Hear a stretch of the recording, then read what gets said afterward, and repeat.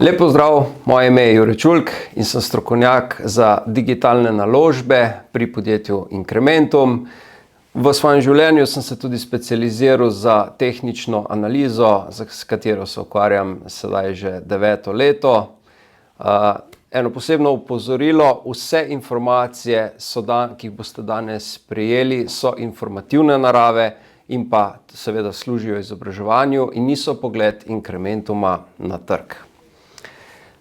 Danes, kot vidimo, se dogajajo zelo zanimive stvari na trgih. V svetu globalna likvidnost, torej prost denar, kapital, M2 Money Supply je vse večji porasti, kar vidimo iz zgornjega grafa.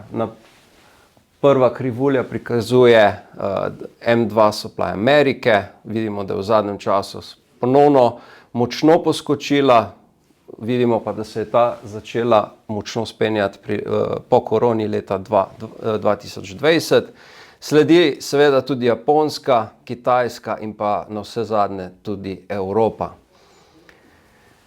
Poglejmo si, kakšen vpliv pa ima ta globalna likvidnost, torej prosta sredstva na ostale investicije. Najprej si poglejmo S&P 500, torej indeks 500 najboljših podjetij v Ameriki.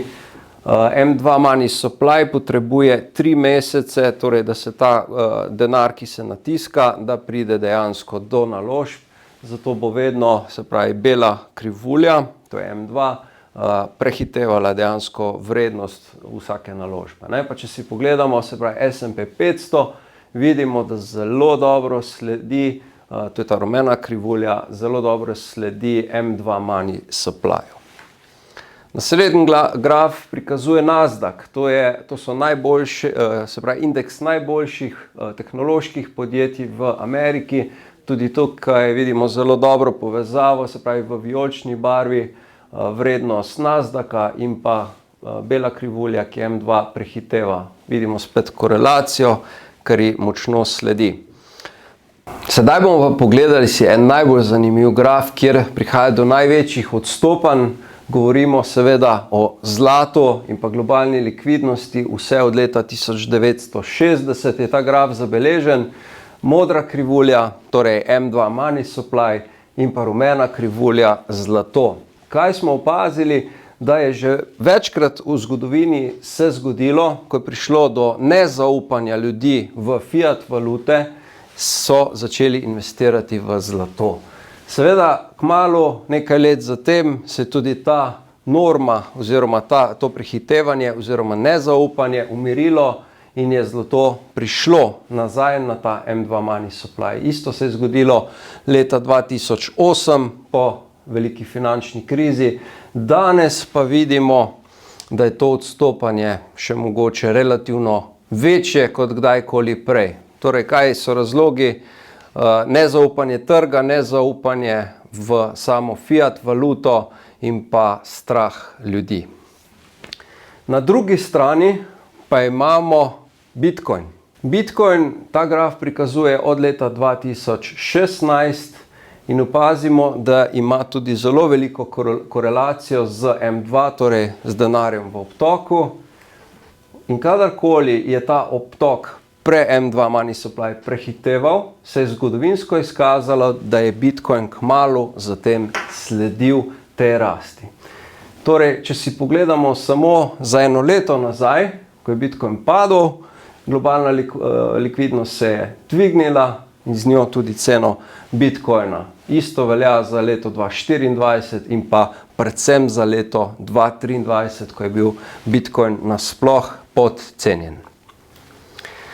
Na tej krivulji oziroma na tem grafu pa sem združil kar vse 3 naenkrat. Govorili bomo tudi o srebru, zlatu in pa Bitcoinu, torej modra krivulja M2 Money Supply, zlato v rumeni barvi, srebro v beli in pa cena Bitcoina. Kot sem že prej omenil, kadarkoli v preteklosti je prišlo do te razlike, je Bitcoin v relativno kratkem času sledil M2 Money Supply, medtem ko ga zlato in pa srebro trenutno kar lepo prehitevata. Pogledali si bomo še povezavo z zlatom in pa z Bitcoinom. Kakšno povezavo še lahko vidimo? Bitcoin je skozi od samega obstoja, od leta 2009, odkar je beležen, vedno sicer z nekaj večdnevno zamudo, ampak vedno je sledil rasti Bitcoina. Zelo pomembna informacija. Leta 2012 je 428 dni potreboval, da je začel porasti, se pravi zlata, je trajalo 428 dni, da je Bitcoin prišel v to konkretno bikovsko rast. Isto vidimo leta 2017, samo da takrat je potreboval samo 243 dni. Torej ta razmerje se manjša število dni. Leta 2021 je potreboval pa samo še 63 dni po rasti torej zlata.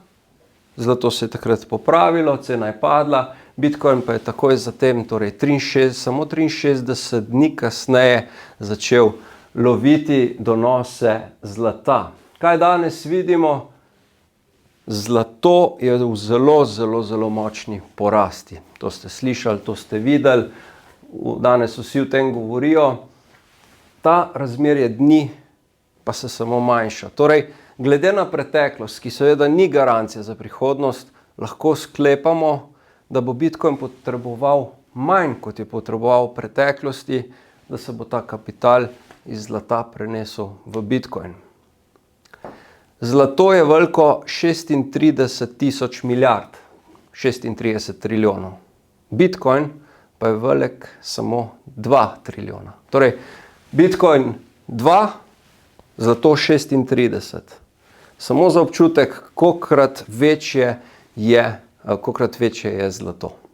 Kaj se zgodi, če bi se samo nek del zlata prelil v Bitcoin, bomo videli, ne?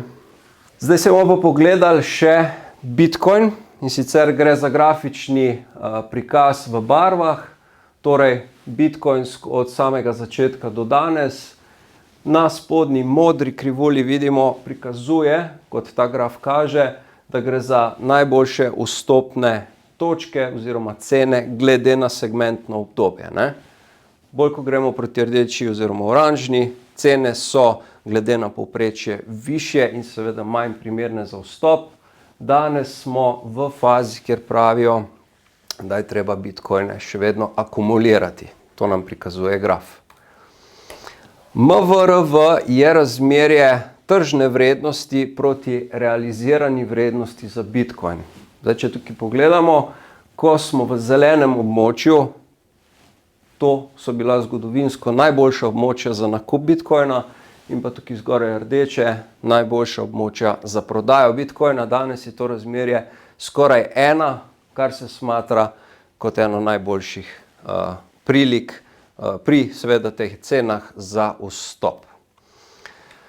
Bitcoin stock to flow pa govori o tem, kakšna je zaloga in koliko Bitcoinov je že v obtoku. Če vidite tukaj, se pravi, je spet barvno prikazano, bolj ko se približujemo rdeči barvi, takrat se bo zaloga Bitcoinov razpolovila, ko pride do rdeče barve, ne? Od leta 2009 je vsakič, ko je prišlo do rdeče barve, torej do halvinga, razpolovitve novih Bitcoinov, prišlo do velikega povpraševanja, manjše zaloge, cena je posledično rasla. Bila je pa mogoče, če ste opazili, ali pa če tukaj vidite, do ene zanimive spremembe. Bitcoin ne sledi več, oziroma nimamo take močne rasti po halvingu. Zdaj, a se je tukaj mogoče kakšna stvar spremenila, a je šel ta denar mogoče prej kam drugam, pa mogoče še pride v Bitcoin, to bomo videli, to nihče ne ve. Ena stvar pa drži tukaj, se pravi, oranžna barva prikazuje neko povprečno vrednost skozi zgodovino, kje bi danes Bitcoin glede na pretekle podatke danes bil. In ta cena kaže, da bi Bitcoin danes mogel biti, glede na to analizo, okoli $300,000. Ta številka se sliši malo pretirana, vendar če pogledamo danes ceno zlata, kaj je tukaj sploh realno, glede na to, kaj se dogaja, ne. En zelo pomemben indikator pri Bitcoinu, torej če spremljate zadeve, sta tudi, se pravi, strah in pohlep. Fear and Greed Index, torej rdeče območje prikazuje, kje skozi zgodovinska obdobja je bilo dober nakup, modro območje pa, kjer mogoče je bila smiselna prodaja, ne. In kot vidimo, ko je cena, se pravi, črna barva je cena Bitcoina in nižje, ko je Bitcoin padel, več smo imeli rdeče barve. Trenutno, če si pogledamo, smo ponovno v tej rdeči coni. Se pravi, spet glede na ta graf oziroma indikator, smo v eni boljših obdobij za nakup, ker že kar nekaj časa, skoraj 2 meseca, kaže močno rdečo barvo. Zdaj pa, če gremo majčkeno še bolj v detajle, nekateri ste mogoče seznanjeni, kaj pomeni ta Death Cross in pa Golden Cross. Torej gre za preplet 50 in pa 100-dnevnega povprečja cen. 50-dnevno povprečje je rdeča barva, 100-dnevno povprečje cene pa je ta zlata oziroma rumena barva. Vsakič, ko 50-dnevno, torej rdeča barva gre pod rumeno, pride do Death Crossa. Zdaj pa, če si pogledamo časovnico spodaj, ta prikazuje od leta 2023, kjer je tudi ta cikel, v katerem zdaj govorimo, o katerem smo začel, in vsakič, seveda, pretekla dejstva niso garancija za prihodnost, ampak kljub temu si poglejmo, vsakič, ko je sledil Death Cross, je prišlo do Golden Crossa, torej močen dvig cene. Ena zanimivost tukaj pa je, da kadar je prišlo tudi do Death Crossa, je v roku parih dni, oziroma teden do 2, bila najnižja in najbolj ugodna cena za nakup. Kaj se je zgodilo pa 2 meseca nazaj? Prišlo je ponovno do Death Crossa, s tem je cena padla na skoraj na $80,000. Trenutno pa se cena Bitcoina umirja. Kako je to v praksi, če si predstavljate, ko vržemo žogico, žogica se odbije in se počasi umirja, ne. Ravno tako je pri rasti, močna rast in žogica se tudi tam ustavi oziroma se odbija in se umirja, potem pa se trend nadaljuje, dokler ga seveda ni konec. To bo za danes vse. Bi vas pa rad povabil na webinar, ki ga bom gostoval v živo 12. februarja ob 20. uri. Pogledali si bomo še bolj podrobno, bolj mikro pogled na Bitcoin, torej analizirali bomo trg Bitcoina na tedenski ravni, pogledali si bomo, katere patterne oziroma vzorce lahko danes spremljamo, kakšna je verjetnost, kam bo šel Bitcoin.